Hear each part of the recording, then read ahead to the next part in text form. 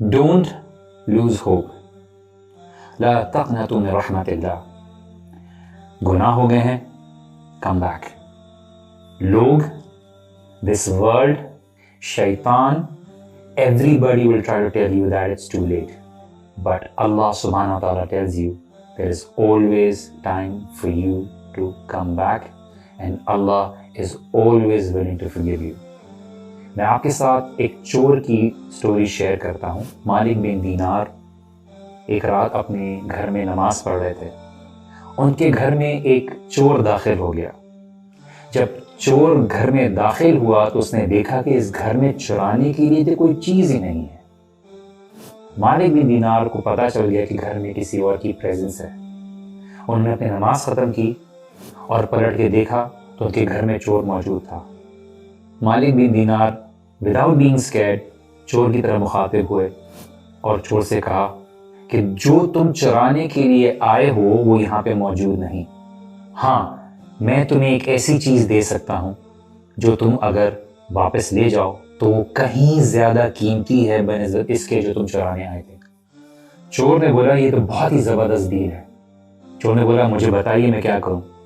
مالک بن دینار نے بولا آپ 2 رکعت وضو کر کے نفل ادا کیجئے اور اللہ سبحانہ و تعالیٰ سے توبہ اور استغفار کیجئے اور اس بات کا پختہ ارادہ کیجئے کہ آپ کبھی بھی اس راستے کی طرف واپس نہیں جائیں گے اور آپ کو اللہ سبحانہ و تعالیٰ ڈھیر سارا اجر عطا کریں گے اس کے بدلے اور آپ کے گناہ بھی معاف کر دیں گے.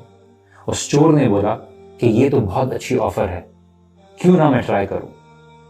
چور نے وضو کیا اور نماز ادا کی اور اس کو ایک سکون حاصل ہوا. مالک بن دینار نے اس 2 رکعت پڑھنے کے بعد ان سے بولا کہ آپ جا سکتے ہیں, لیکن اس چور نے ریکویسٹ کی مالک بن دینار سے کہ مجھے کچھ اور وقت آپ کے ساتھ گزارنا ہے, آپ کی باتیں سننی ہیں, آپ کی صحبت میں رہنا ہے, مجھے اور نمازیں پڑھنی ہیں, مجھے اور سجدے کرنے ہیں. مالک بن دینار نے بولا جتنی دیر رکنا چاہتے ہیں آپ رکیں اور جتنی نمازیں پڑھنا چاہتے ہیں آپ پڑھیں. اس کے بعد جب صبح ہوئی تو اس چور نے مالک بن دینار سے ریکویسٹ کی کہ میں آپ کے پاس اور رکنا چاہتا ہوں اور میں دن روزے کی حالت میں گزارنا چاہتا ہوں. وقت آیا کہ کافی ٹائم گزارنے کے بعد جب مالک بن دینار کے گھر سے وہ چور گیا تو اس چور کو اس کا ایک دوست ملا. اب وہ چور کی حالت میں باہر نہیں گیا, لیکن اس کا دوست ملا جو ابھی بھی چوری کر رہا تھا. اس نے بولا کہ تمہارے اندر کچھ تبدیلی آ گئی ہے, تمہارے اندر ایک بدلاؤ آ گیا ہے, ایسا کیا ہوا ہے. اس چور نے یہ کہا کہ میں مالک بن دینار کے گھر چوری کرنے کے لیے گیا تھا, لیکن الٹا مالک بن دینار نے میرے دل کو چرا لیا.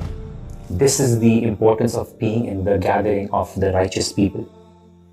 آپ اگر واقعی اس بات کا ارادہ رکھتے ہیں کہ آپ نے سیدھے راستے کو اپنانا ہے, اپنی زندگی میں سکون لانا ہے, تو آپ نے اچھے لوگوں کی گیدرنگ میں بیٹھنا ہوگا, ان کی صحبت میں بیٹھنا ہوگا.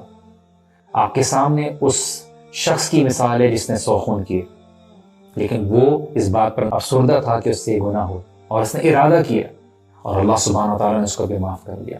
شیطان آپ کو اس بات کا احساس دلائے گا کہ آپ کے لیے توبہ کے دروازے بند ہو گئے ہیں, لیکن اللہ سبحانہ و تعالیٰ آپ کو بار بار اس بات کا احساس دلاتے ہیں کہ اے ابن آدم تجھ سے کتنے ہی گناہ ہو گئے ہوں, میری رحمت سے, میری مرضی سے زیادہ نہیں ہو سکتے.